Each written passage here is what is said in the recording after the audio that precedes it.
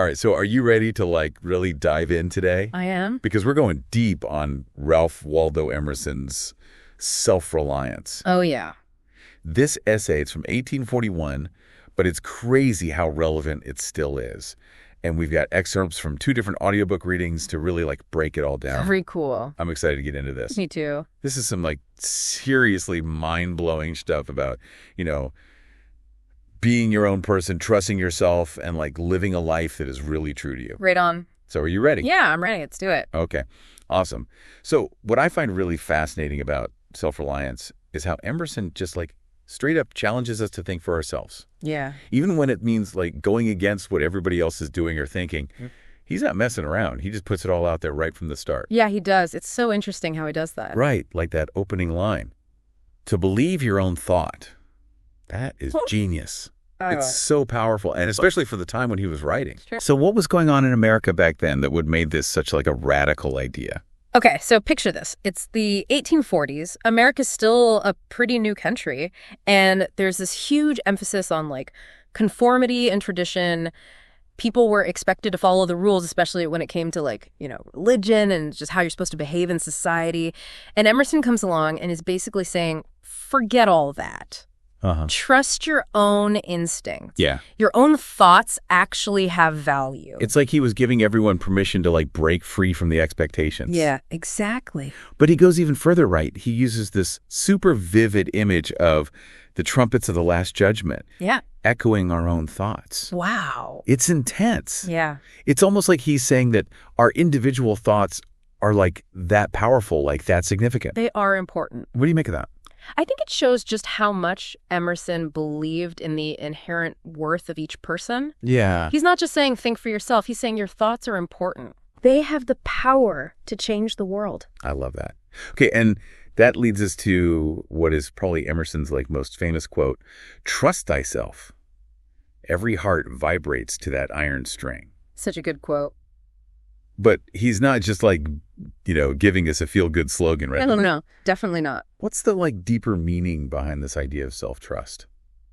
Well, he's not just talking about being stubborn and like refusing to listen to others. Right. He's talking about developing this deep inner knowing, a connection to your own intuition. Yeah. He really believed that each of us has this like inner compass that can guide us to what's right for us, even if it's different from what everyone else thinks or believes. But like honestly, trusting yourself when everyone else is telling you to do something totally different. Right. That's got to be hard. It is hard, yeah. And it seems like Emerson knew that. Yeah. He even compares conformity to playing a game of blind man's buff. Uh-huh.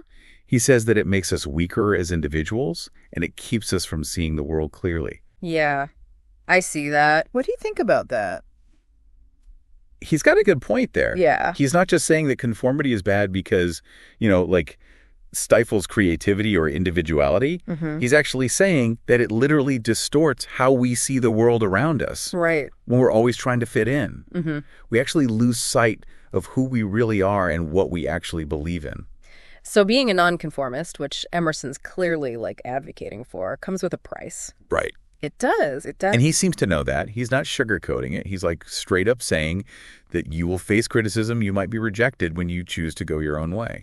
Yeah, and he even shares a personal story about this. He talks about this time when a well-meaning advisor warned him against being too unconventional. Like he was like, hey, you might want to tone it down a bit. Yeah. And Emerson basically says, look, I'm going to live according to my own nature, even if people think I'm like, a bad person. It's a pretty bold statement. It is. So he definitely seems to be saying that living authentically is worth the risk. Yeah. But where do you think that kind of courage comes from? I think it comes from that like deep inner knowing, that self-trust that Emerson keeps talking about. Yeah. When you're really in touch with yourself, you're not as easily influenced by outside pressure or what other people think. It's like you're rooted in something stronger. Yeah. Like much stronger than just wanting other people to like you. Right. And that seems to connect with Emerson's ideas about material wealth. Right. He's not into chasing possessions or needing other people to tell you that you're great. No, he's not a fan of that at all. There's this quote that I think really sums up his view perfectly. A man is relieved and gay when he has put his heart into his work and done his best. But what he has said or done otherwise shall give him no peace. Whoa. That is powerful. So much of our society today is all about getting more stuff and wanting everyone to tell us we're awesome. Yeah. But Emerson's saying that true happiness comes from something way deeper. Exactly. He's saying that real peace comes from aligning your actions with your values. Yeah. From doing work that matters to you, regardless of whether you get recognized or rewarded for it. Yeah. It's like finding that place where your passion and what you feel called to do come together. Yes. And then you can let go of that need for everyone else to validate you. Absolutely. And Emerson believes that's the key to like really living a fulfilling life, aligning with your true self. Yeah. You know, it's really interesting how Emerson connects this whole self-reliance thing to all these different parts of life. Yeah. He talks about religion, education, even travel. Yeah. And in each one, he's basically saying, find your own way. Don't just blindly follow everyone else. Totally. Yeah. And he doesn't hold back even when he's talking about something as personal as prayer. Yeah. I was kind of surprised by what he had to say about it. Yeah. Like, he's saying that a lot of us look outside ourselves for help from God Yeah. instead of finding that strength inside. What do you think about that? He even says that, like, praying for specific things can be kind of selfish. Really? Yeah. It's like it creates this separation between us and this, like, bigger power. Right. Instead of recognizing that we're all connected, like we're all part of the same divine thing. Wow.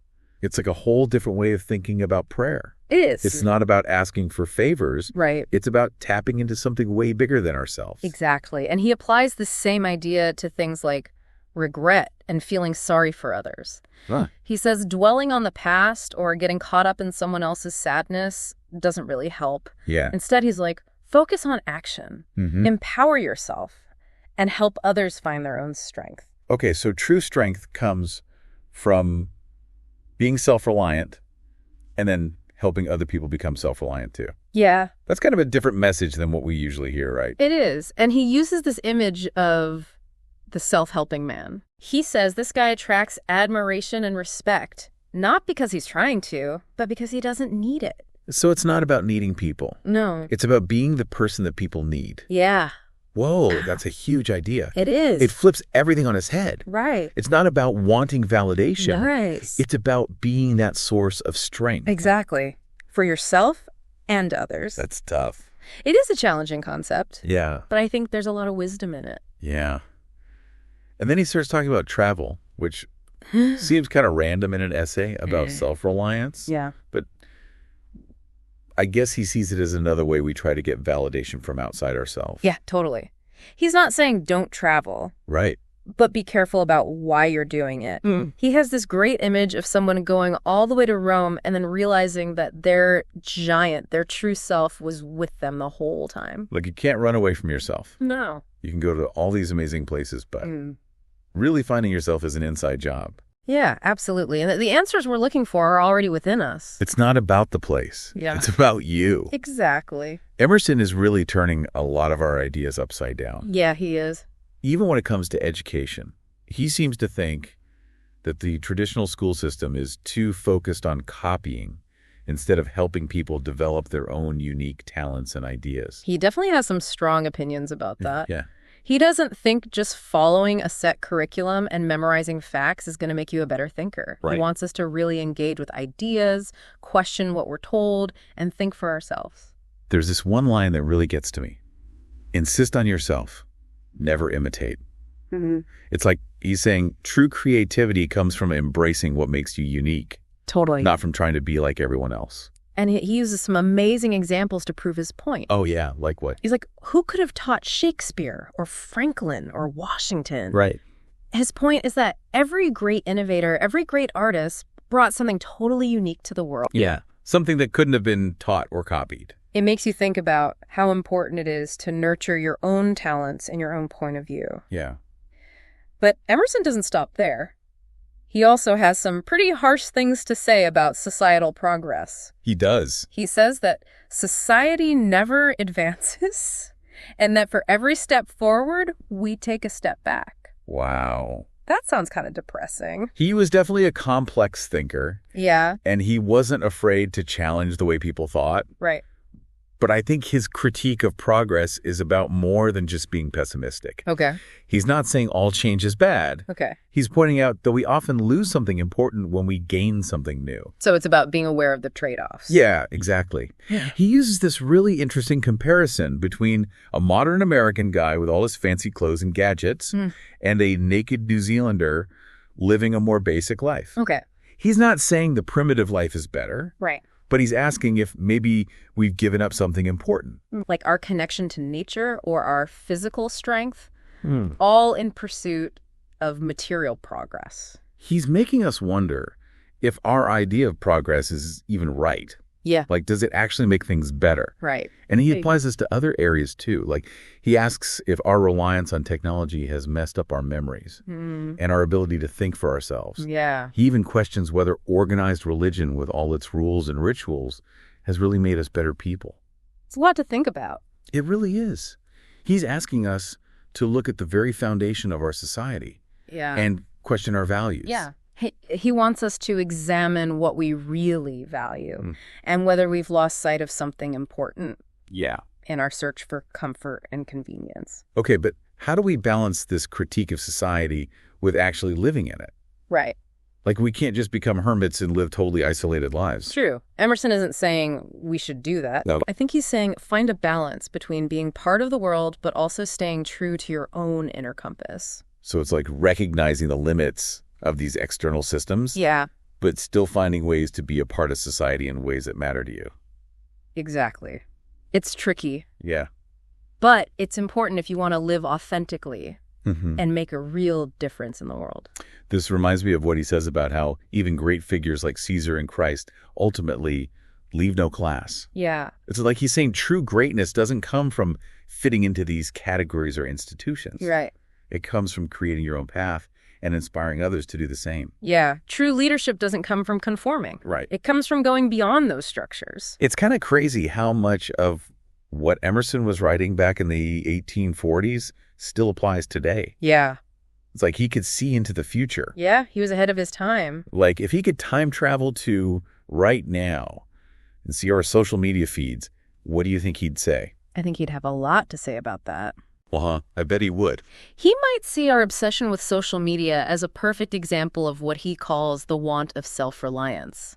He'd probably say we're too busy chasing likes and followers. Yeah. Instead of connecting with who we really are. Exactly. And he might also criticize how much we rely on algorithms to do our thinking for us. Yeah. I think he'd encourage us to spend more time in deep thought. And less time scrolling. Exactly. What about our need for constant validation? Yeah. He seemed pretty against that back then. Totally. I think he'd remind us that true validation has to come from inside, from living a life that's true to yourself. It's not about what other people think. Right. It's about what you know to be true about yourself. It sounds like a lot of what we struggle with today comes from this lack of self-reliance. This tendency to look outside of ourselves for answers. Yeah. Instead of trusting that inner voice. So how do we apply Emerson's ideas to deal with the complexities of our world today? Yeah, that's the big question, isn't it? And I think Emerson actually gives us some pretty good answers, even though he was writing like way back in the day. One thing that really stood out to me is how he talks about property and ownership. Yeah. But he's not just talking about like, houses and stuff. Right. What do you think he means by that? He's saying that the most valuable kind of property isn't the stuff we buy, but the qualities we develop as people. Our knowledge, our skills, our character. Yeah. Those are the things that really belong to us. No one can take those away. He contrasts that with, inherited wealth. Or things you just get lucky and get. Or even things that people get through crime. Yeah. He seems to be saying that those things don't really fulfill us because they don't come from our own hard work or values. It's like they're not really connected to who we are at our core. Yeah. He quotes the Caliph Ali, who said, "Thy lot or portion of life is seeking after thee, therefore be at rest from seeking after it." Whoa. It's a really beautiful way of putting it. What we're really looking for, our purpose, our happiness, it's already inside of us. We just need to stop chasing external things and tap into that inner source. It makes you think about how much we focus on outward signs of success. Yeah. Our job title, how much money we make, the car we drive. Right.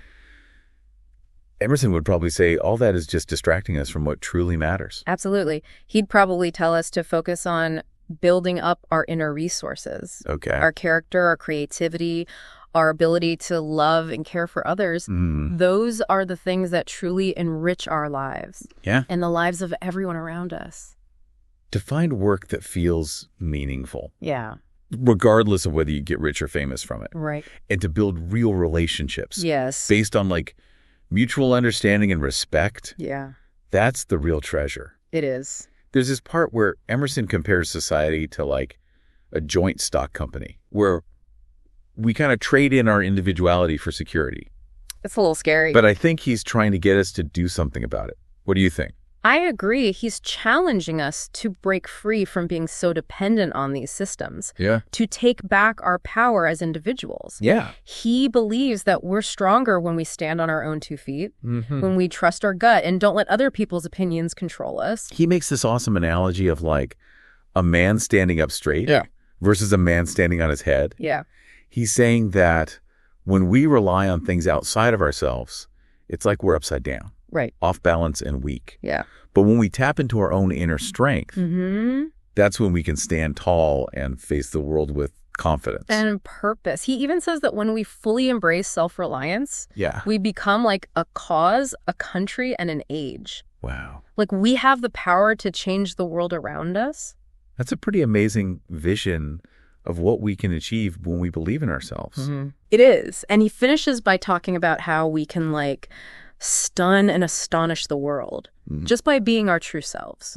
He's telling us to reject all the superficial stuff and focus on developing the riches inside. Yeah. Our creativity, our integrity, our capacity for love and connection. It's a message that feels so relevant even today. So as we wrap up our deep dive into Emerson's self-reliance, the question is, what are you going to choose to rely on?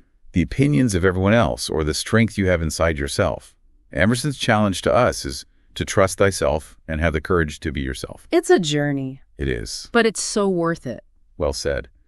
Thanks for joining us on this deep dive into Emerson's self-reliance. We hope it gave you some food for thought and maybe even inspired you a little bit. Until next time, keep exploring and keep trusting yourself.